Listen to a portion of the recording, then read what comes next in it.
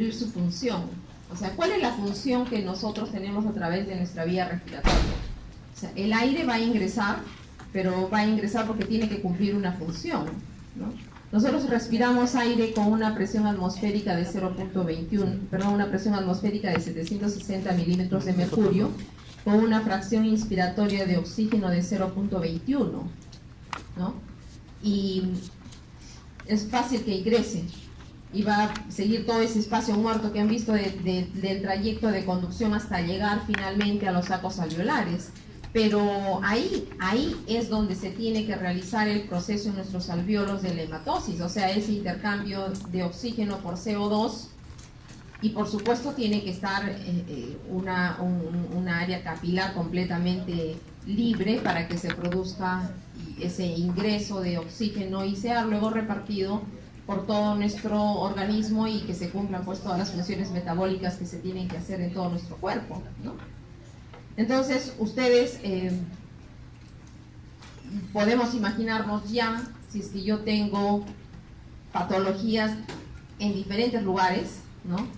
Es decir, desde que ingreso por todos esos tubos de conducción, yo puedo tener un tapón mucoso en la bifurcación de la tráquea.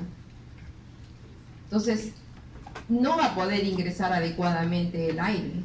El paciente va a entrar en dificultad respiratoria, va a entrar en disnea, va a entrar en hipoxemia, va a entrar en retención de CO2, o puede entrar solamente con hipoxemia y eso sería una insuficiencia respiratoria de tipo 1, o puede entrar en una insuficiencia respiratoria de tipo 2, que es por hipoxemia y además por retención de CO2. Entonces, todo va de ver en qué lugar es que está alterándose el sistema ventilatorio y que nos esté conllevando a esto, ¿no? Entonces, nuestro aparato respiratorio tiene que cumplir con ese intercambio gaseoso a nivel alveolar y poder atender pues todas las necesidades metabólicas. Y la manifestación, así como yo quiero tener la evidencia de qué es lo que está pasando, tendré que tomar mis gases arteriales y voy a ver cuánto tiene de presiones arteriales de oxígeno, de CO2. Y en emergencia yo tengo los famosos pulsoxímetros, coloco en el dedo y voy a saber cómo es la saturación de oxígeno de mi paciente. Y yo con mi conocimiento médico puedo traspolar, ya, este paciente no tiene una saturación de oxígeno que yo espero, de 97 a 100 de saturación de oxígeno, sino tiene una saturación que podríamos esperar que sea normal hasta mayor de 95. ¿Qué pasa si tiene 93?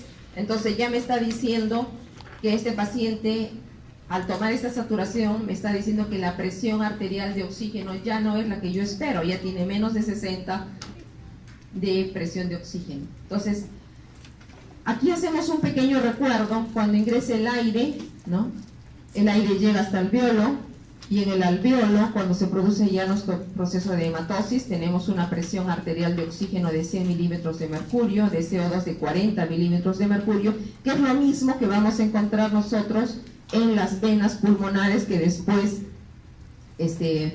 van a ser repartidas ya por la cavidad izquierda, ¿no? Porque estas entran a la aurícula izquierda, ventrículo izquierdo y se van a todo nuestro organismo, que es muy diferente que la presión venosa no oxigenada en el organismo. ¿Qué necesito conocer aquí? Durante la clase ya les venía diciendo cuál es la presión atmosférica que nosotros tenemos, 760 milímetros de mercurio. Tenemos además que tomar en cuenta que en nuestra presión atmosférica hay que multiplicarla por la fracción inspiratoria de oxígeno, o sea, si estás en oxígeno ambiental 0.21, y además la presión del CO2 es de 0.2 milímetros de mercurio. ¿Qué es lo que nosotros debemos tener claro? Porque acá hay una serie de cifras, números, pero lo que les acabo de mencionar en el alvéolo y en las venas pulmonares es lo que tenemos que recordar, lo que debemos esperar. Pero además hay otros datos. La presión arterial, tenemos que nosotros saber cuál es nuestro PAFI, qué presión arterial, con qué fracción inspiratoria tenemos en nuestros pacientes, ¿no? Y para ello nosotros lo podemos calcular, porque vamos a tener los gases arteriales. Entonces me va a dar la presión arterial de oxígeno, vamos a poner que me llegue en 60 y que esté con un FiO2 ambiental, o sea, un 0.21, ¿no? Si el paciente está completamente sano, no hay ninguna patología, yo voy a encontrar un PAFI de 400 o más. Pero si yo tengo un paciente que tiene una alteración X, por ejemplo, vamos a tener un edema agudo de pulmón, esos alvéolos están llenos de agua, o vamos a tener un paciente que tenga una neumonía y que se les dijo que era la neumonía, los alvéolos están llenos de pus, entonces no solamente tienen aire y todo se consolida, y entonces el PAFI ahí no lo voy a encontrar en esos niveles, lo voy a encontrar muy por debajo de esos niveles, ¿no? Otro dato que también debo recordar es el gradiente alvéolo arterial. Para el gradiente alvéolo arterial, acá también hay otras cifras. No es nada complejo, ustedes también lo pueden averiguar. Lo que es cierto es que yo debo considerar un gradiente alvéolo arterial entre 5 y 15 milímetros de mercurio. Se dice que hasta un máximo de 20. ¿Y cómo lo hallo? Tengo la presión arterial de oxígeno. Vamos a poner que tenga una presión arterial de oxígeno de 80, menos tenemos que tener la presión alveolar de oxígeno menos la presión arterial de oxígeno. ¿Cómo averiguo la presión alveolar de oxígeno? Fácil, porque tengo la presión atmosférica menos 47, que es una constante, por la fracción inspiratoria de oxígeno, que es 0.21, menos la relación entre la presión de ceros, que te la da los gases arteriales, entre 0.8, y ahí voy a tener como resultado mi PAFI, que vamos a poner que tengo un PAFI de 60. Entonces ya está alterado el gradiente alvéolo arterial.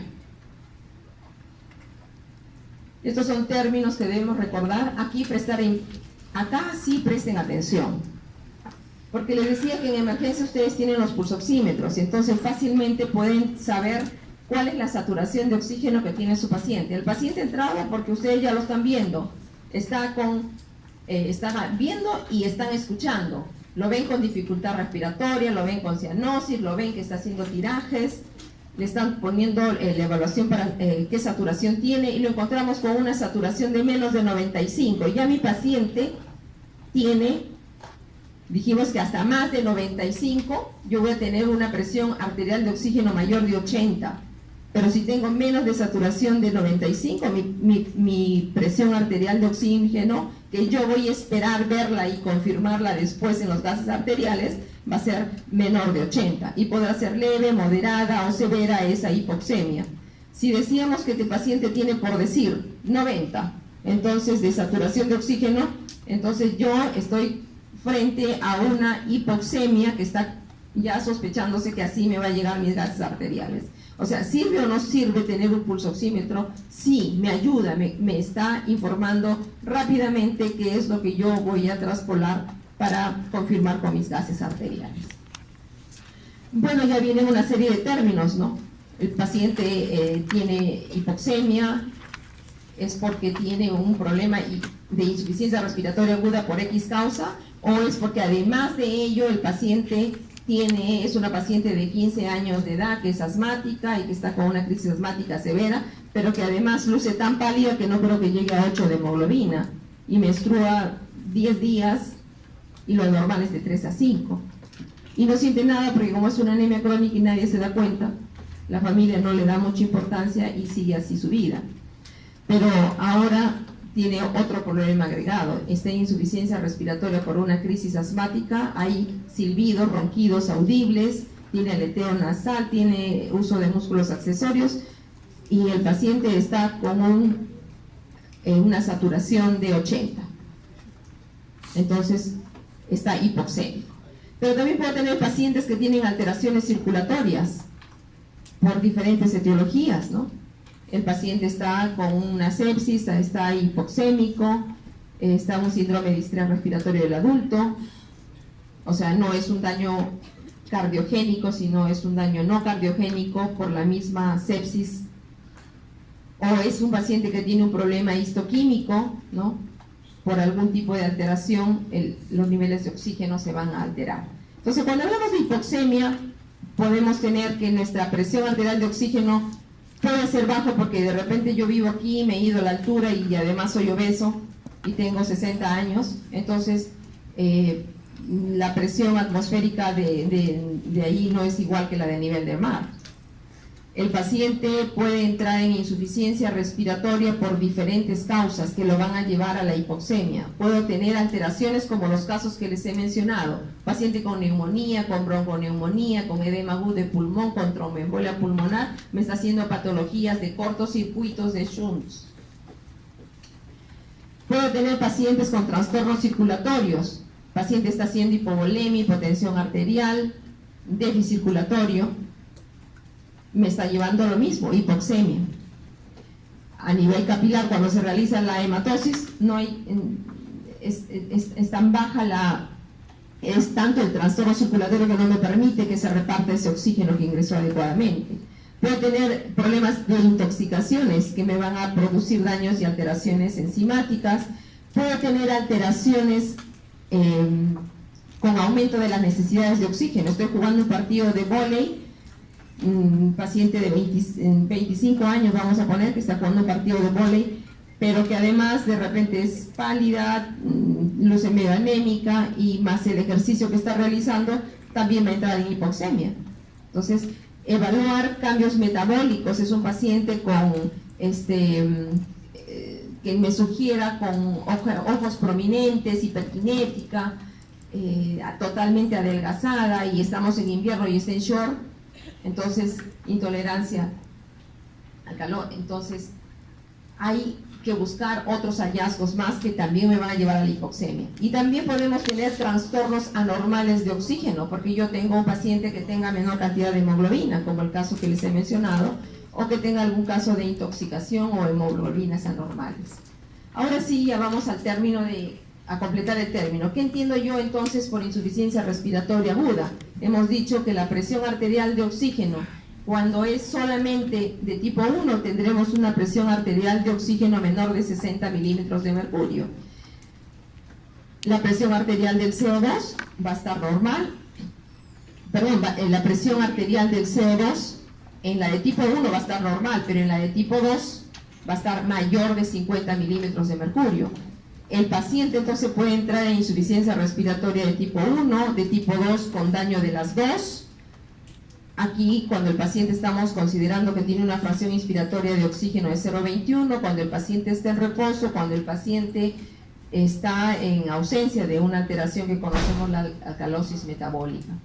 Y en la clasificación, ya entonces eso es ya lo más didáctico para ustedes. Aquí está explicado por qué este paciente llegó a hipoxemia y por qué tiene una presión arterial de oxígeno menor de 60, y espero encontrar en esta de tipo 1 que el gradiente alveolar arterial esté elevado. Dijimos que el gradiente alveolar arterial debe ser entre 5 y 15, o sea, si me dicen 30, este gradiente ya está alterado. Y patologías, les mencionaba todas las patologías en las que puedo encontrarlo yo, ¿no?, que me van a llevar a hipoxemia.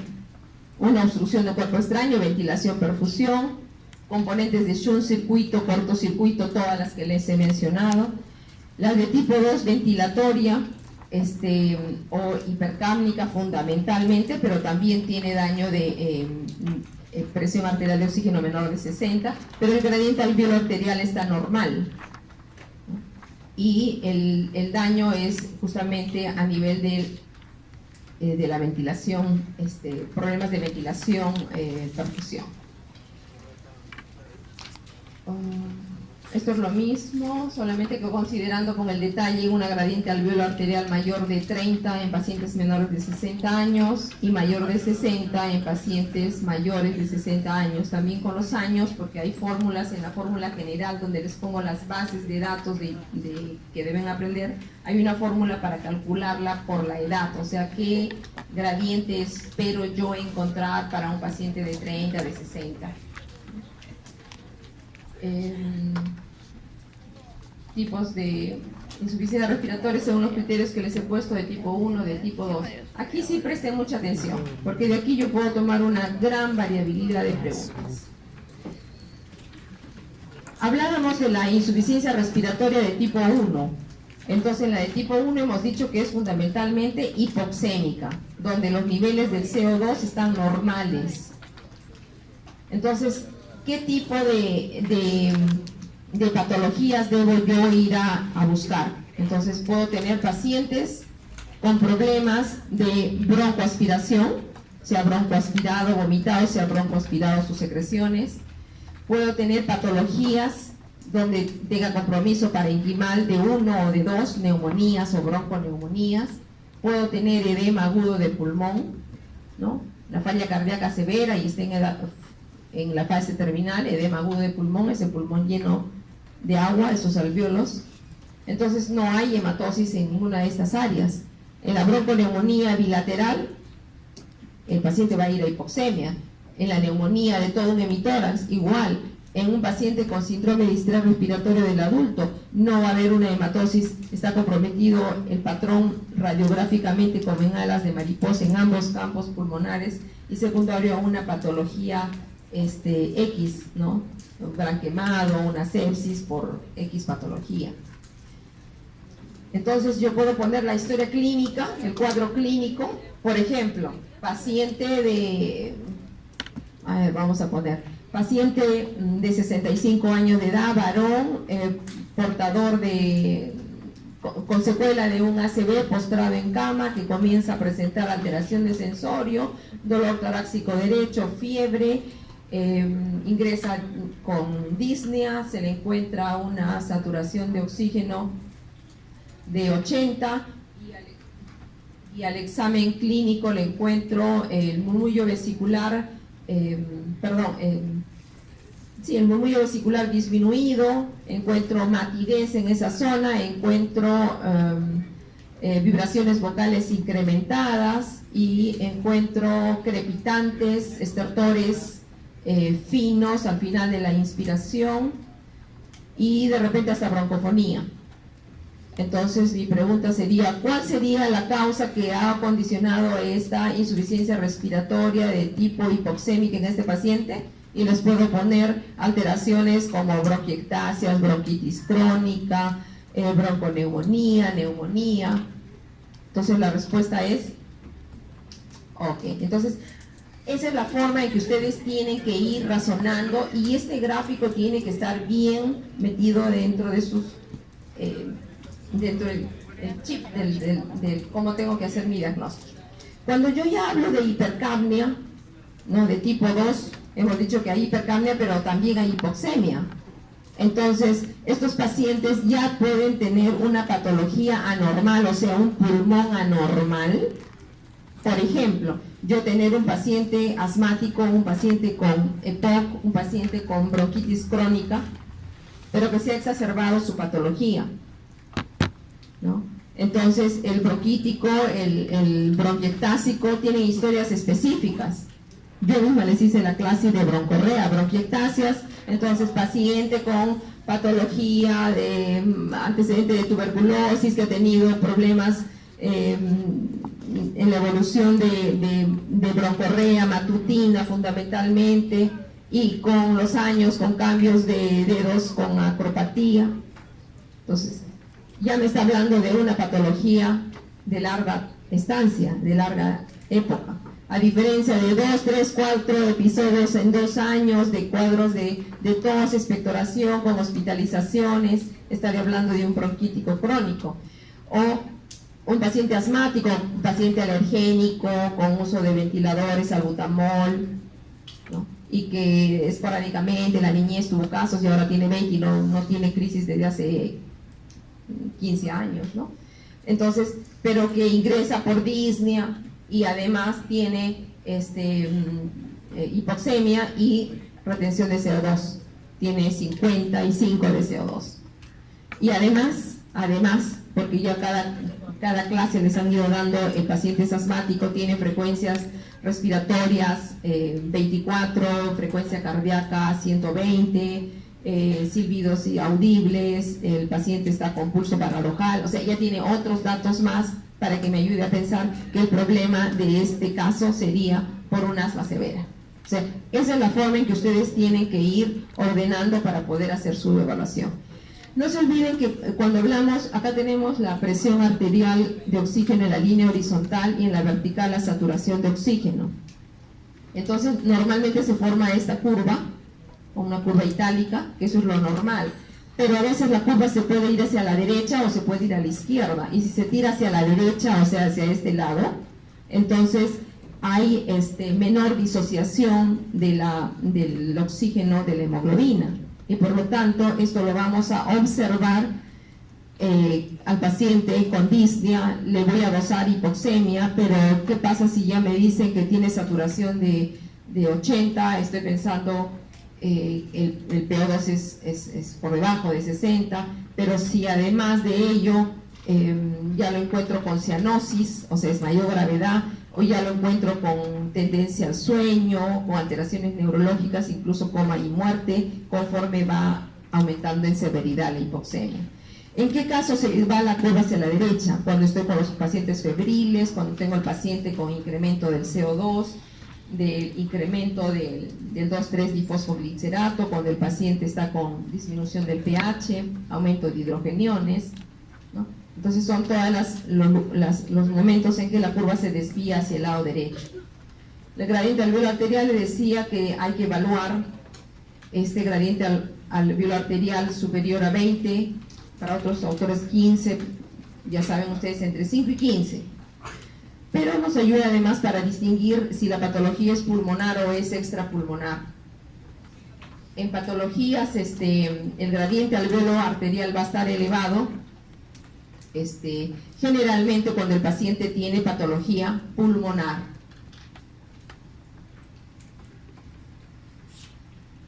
Ya les enseñé cómo se calcula la gradiente alveolo arterial. Lo que tenemos que tener en cuenta, además de ya una vez que ingresó todo el aire por todos los conductos, se pasó el proceso de la hematosis, se reparte, tiene que haber ahora el proceso de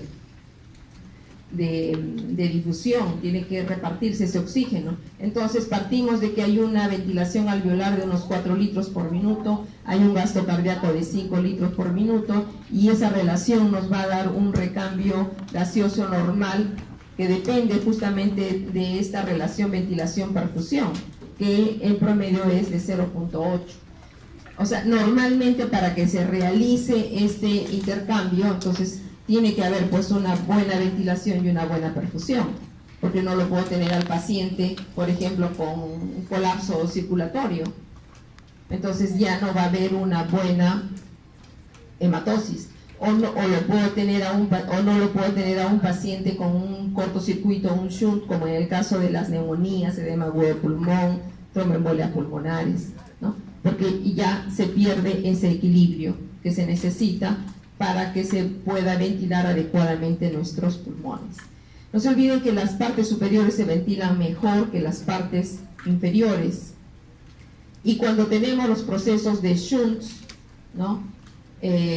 O los cortocircuitos que les decía, entonces nuestro PAFI va a estar alterado. Un PAFI normal dijimos que era mayor de 400. Y si yo tengo un 20% de shunts, mi PAFI va a estar muy por debajo del valor normal. En el cuadro clínico, nuestro paciente va a incrementar su trabajo respiratorio, va a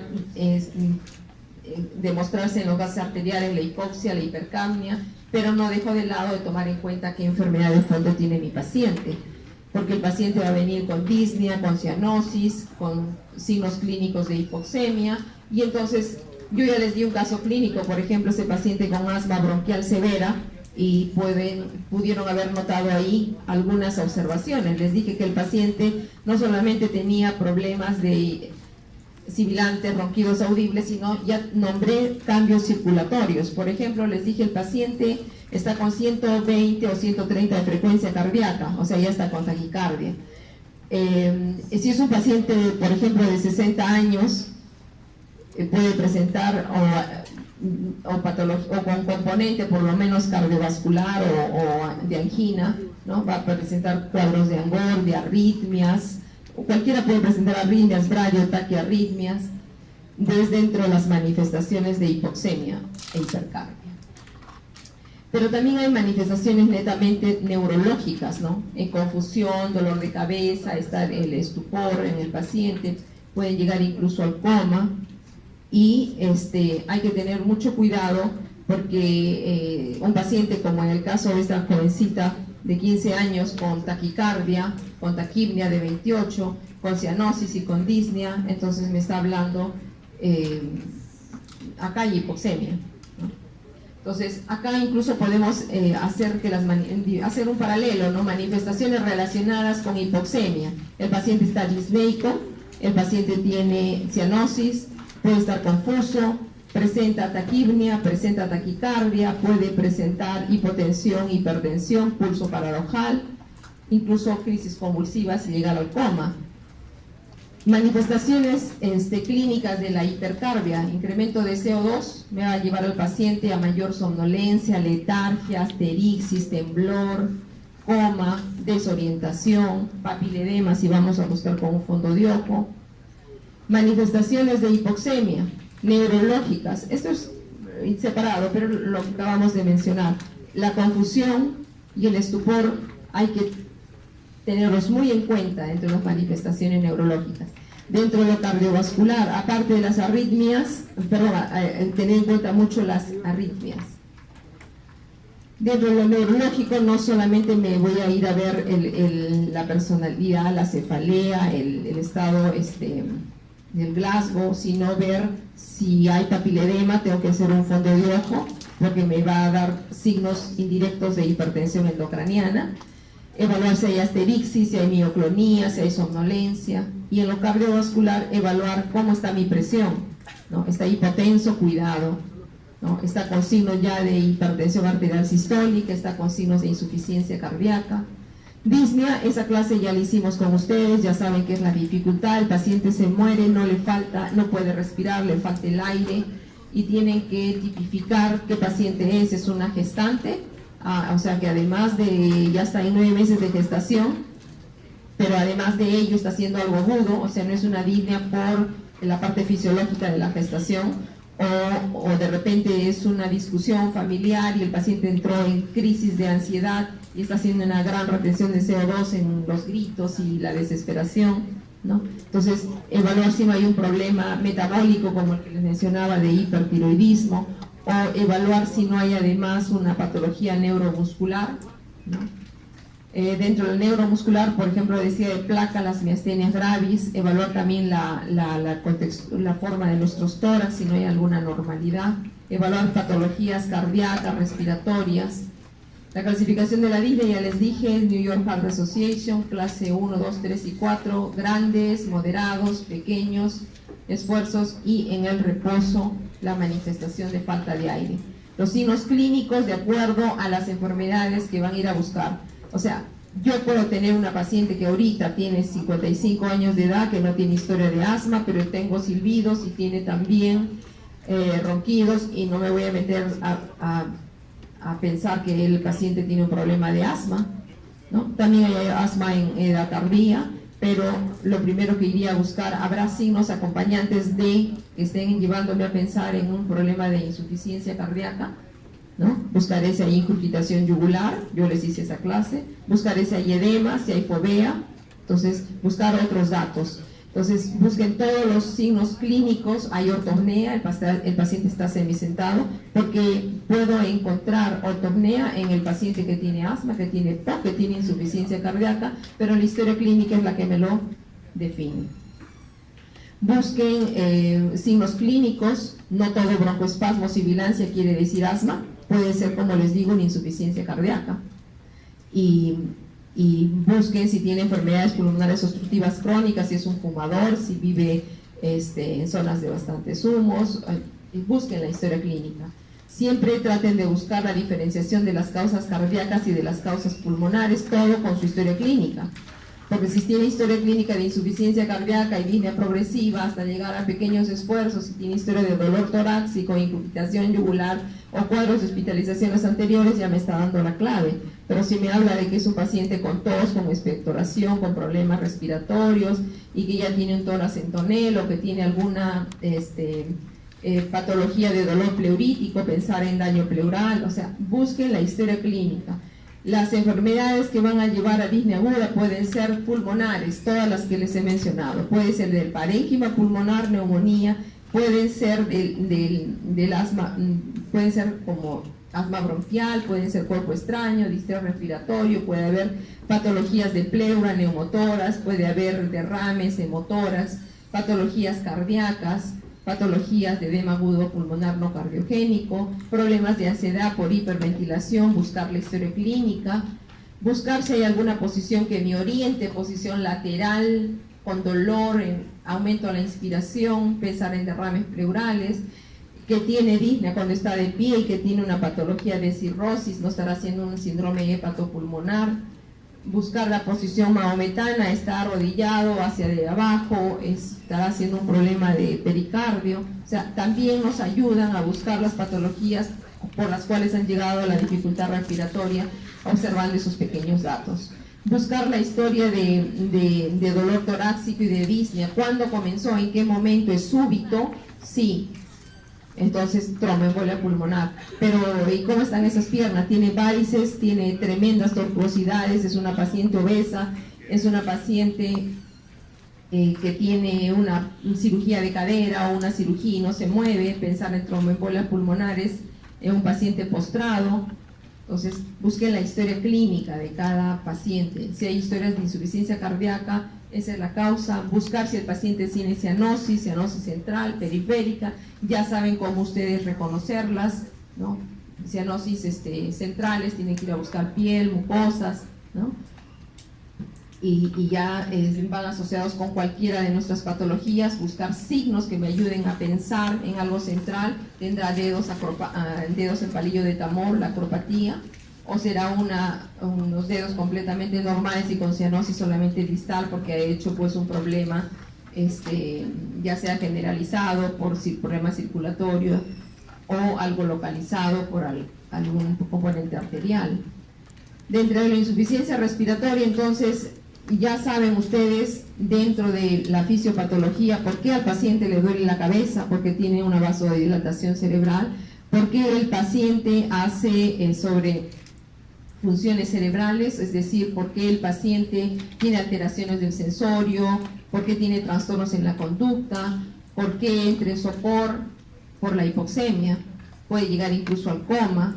¿Puede haber afectación de otros órganos? Claro que sí, la hipoxemia afecta a todo nuestro organismo, entonces yo voy a encontrar otras manifestaciones en todos los sistemas. A nivel de corazón, puede encontrar el paciente en falla cardíaca, a nivel puede haber braditaquiarritmias, problemas isquémicos, en fin, todas las manifestaciones que se les acaba de mencionar. Dentro de la insuficiencia respiratoria aguda hay que ver si el problema es netamente pleuropulmonar o es como en la primera clase, hay problemas extrapulmonares como todos los que les he mencionado en la primera clase, ¿no?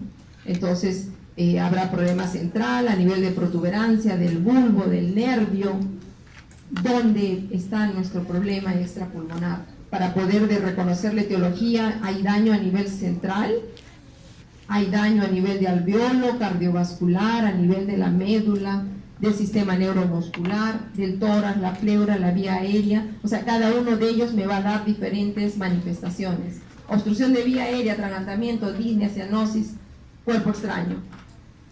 Cuadro de neumonía, como el que les he mencionado. Cuadro de alteración motora progresiva. Hay algo, está pasando, destrucción de neuronas a nivel central. O sea, van buscando de acuerdo a la historia clínica que se les va presentando.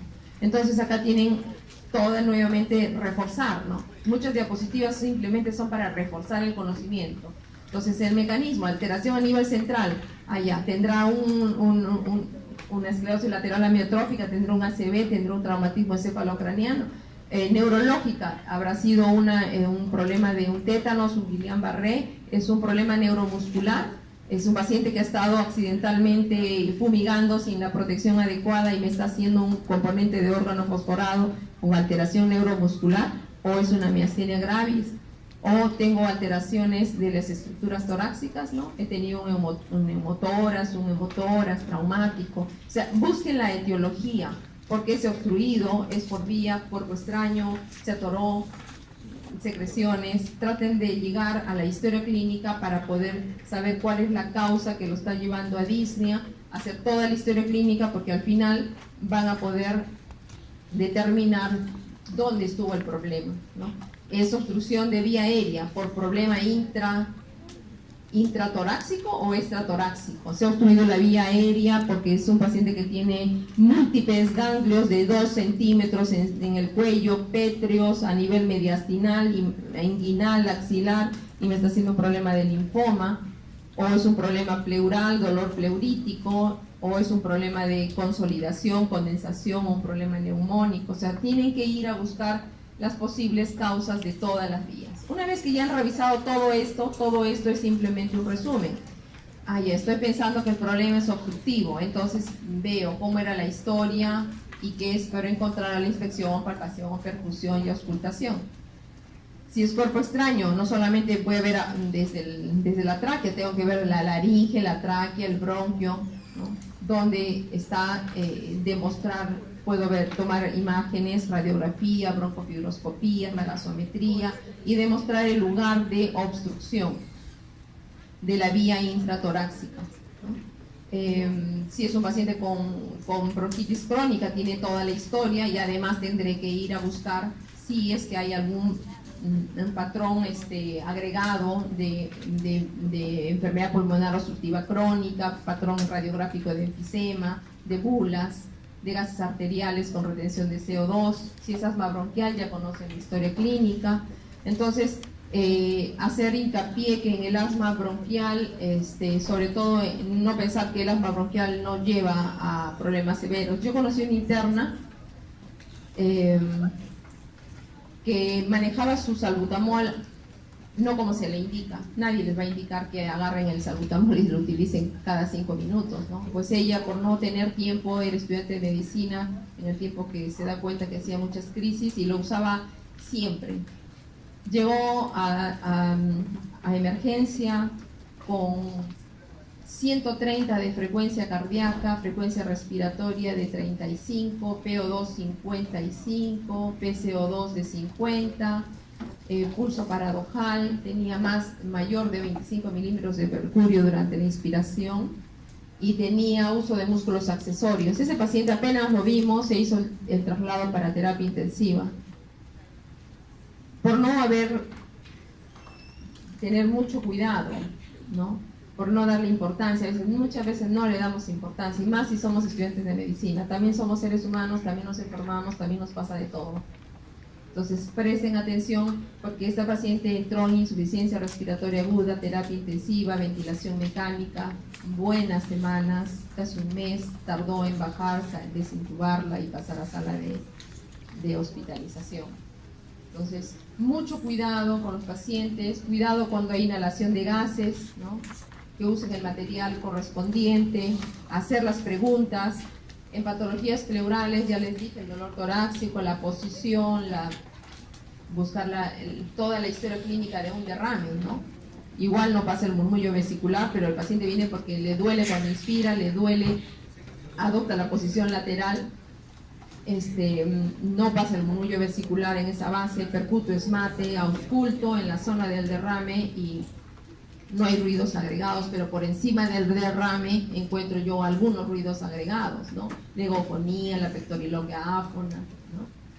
Entonces, chequeen bien lo que van a ir a buscar cuando están evaluando sus pacientes. Paciente que súbitamente hace una ruptura de una bula y hace un neumotórax, eso sí hemos visto varios pacientes. Entonces, rápidamente, ahí nomás, si no hay estetoscopio no hay problema, está en dificultad respiratoria, está entrando en auscultas, percutes, timpánico, no pasa el murmullo vesicular, ya te hizo el diagnóstico, ambulancia, llevar al paciente con apoyo oxígeno y llevarlo a emergencia para solucionar su problema, ¿no?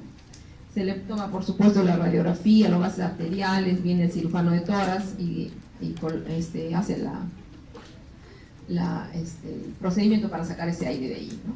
Condensación pulmonar, la neumonía, los cuadros clínicos que les he mencionado, quizás a todo lo que les he mencionado, agregarle su radiografía de tórax, ver que haya el broncograma aéreo, la zona de consolidación, y mucho cuidado con aquellas personas que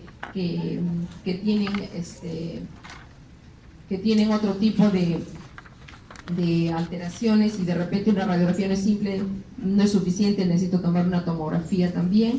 La historia clínica me da todo mi diagnóstico: el edema agudo de pulmón en fallas cardíacas severas, y ya con toda la historia que les he mencionado de búsqueda de insuficiencia cardíaca, ¿no? Signos, buscar la redistribución de flujo en la radiografía, los gases arteriales, la hipoxemia, y luego el tratamiento, ¿no? En los distrés respiratorios del adulto, en todos esos pacientes que les digo que no tienen problema cardiogénico, pero tienen problemas de sepsis, gran quemados y algunas otras patologías.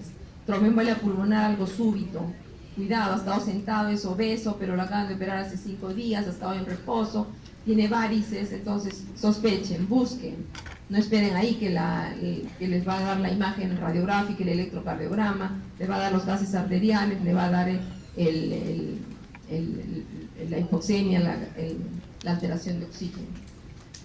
Entonces eso simplemente es para que ustedes ya se van autoevaluando, y simplemente para reforzar todo lo que van recibiendo durante todo el capítulo. Esto es lo mismo de cómo llegan los pacientes a disnea. Aquí sí les pediría un par de minutos más para terminar la clase. Dentro de la fisiopatología, por favor, mi problema puede ser disminución de la fracción inspiratoria de oxígeno, mi problema puede ser que tengo problemas de hipoventilación, problemas de difusión, problemas de alteración, ventilación, perfusión, problemas de cortocircuitos de shunt intrapulmonar. Problemas de ventilación, perfusión, ahí tienen a todos los pacientes que hemos mencionado por cómo entra el aire, el paciente asmático, problema de enfermedad pulmonar obstructiva crónica, incluso hasta la fibrosis pulmonar, ¿no? Problemas de cortocircuitos, durante toda la clase les he mencionado y les vuelvo a remarcar, se produce un problema de cortocircuito de shunt, no va a haber una buena hematosis, entonces ahí tengo al paciente con neumonía, con edema de pulmón, con embolia pulmonar, con atelectasias, con problemas de cortocircuitos, ya sea por problemas congénitos o por problemas cardiovasculares de derecha a izquierda. Hipoventilación alveolar con retención de CO2, ahí está mi primera clase, debilidad muscular, obstrucción, trastornos del control respiratorio, obstrucción también de las vías respiratorias, y bloqueos y enfermedades pulmonares obstructivas crónicas que me van a retener CO2, bloqueos de difusión, el edema agudo de pulmón, los problemas de fibrosis pulmonar. Esto ya es prácticamente para que ustedes con esto ya han completado, han revisado y han estudiado. Esto tienen que saberlo y tenerlo bien claro. Aquí ya no es el motivo de la clase, pero a un paciente que tiene pues un cortocircuito, un shunt intrapulmonar con un PAFI muy alterado de 200, vamos a poner, entonces yo le doy oxígeno al 100% y la gradiente alveolar arterial no va a incrementar, a diferencia de que sí va a mejorar en todos los otros pacientes que tengan alteración, ventilación, perfusión, hipoventilación. Entonces ahí sí hay una mejoría, pero ese no es el motivo de su clase de ahora.